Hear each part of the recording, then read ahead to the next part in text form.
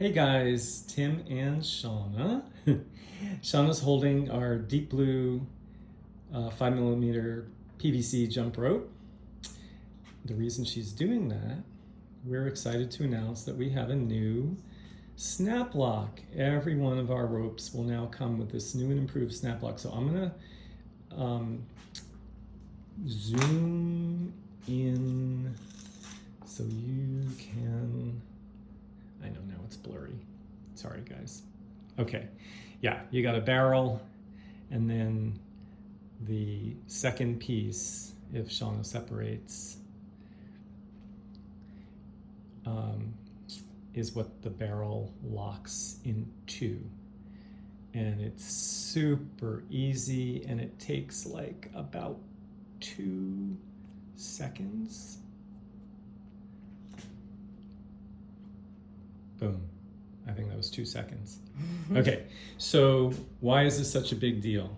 Well, the old snap lock did work fine. I think Shauna's got one to show you. But it had teeth. I don't know if you can see. Yeah. So that, let's just call it the locking portion with the teeth, had to go into the barrel, and to do that you had to have superhuman finger strength, or some people used their teeth. Not a good idea unless you want to get your dentist a new Ferrari. So just now, a few days ago, our ropes have all been switched and we're really excited about it. So this is going to be a quick tutorial on how to shorten your rope. So let's just say Shauna has the 10-foot rope. Well, you would not have ordered a 10-foot rope unless you were over 6 feet. But regardless of what size you ordered, let's just say that rope is too long. You can approximate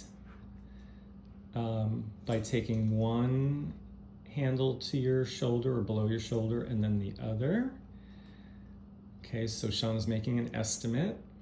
Then she's going to slide. Make it a little shorter. Yeah, she would make it shorter.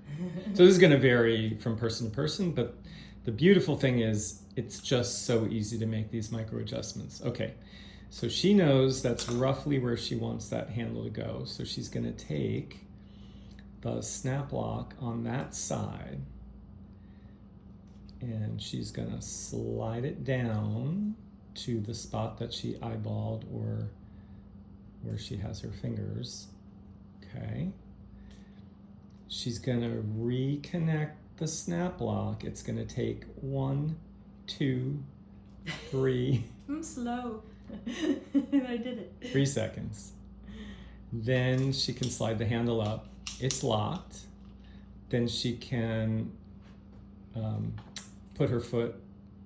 Well, I wouldn't cut yet. Check it. Yeah, I would check it, because if it's off, right, it's possible that it's off.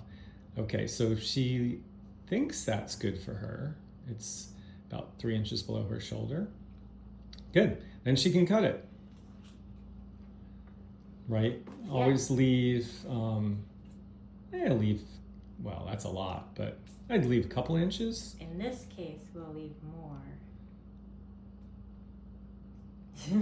Okay. So we're gonna make this rope for somebody who wants a longer one. Okay. After I'm done. Okay. We're gonna, yeah, that's right. So we'll leave a little more than usual. You guys at home, you might want to leave an inch or so if you're happy with that length. Okay. So now I'm gonna back up and Shauna can try her rope. It's perfect. And done. Now, if for some reason Shauna became even more proficient and she wanted to shorten it even more, she could easily do that by repeating the process she just showed you. Maybe this time it would be only 1/2 inch or 1 inch, right? Every little bit makes a difference. But again, this is the process you'd go through with the new, improved punk rope snap lock. If you also if you do leave not this much, maybe 3 inches of a tail before you've tested it out, you know. After you've jumped for a while, that'll make more sense. You kind of like go back and forth exactly how long you want your rope. It goes both ways. You can make it long again. Yeah. So the advantage of that would be, let's say you've got a friend, partner, sibling who's a little bit taller than you. Then by leaving that extra slack, let's call it, you could easily slide that snap lock back up, and now the taller person could use the rope. We still think everyone should have their own rope, but it's a really good point. It's certainly an option. What you don't want to do is go too short, because then you're out of luck. Okay? Guys, thanks for watching.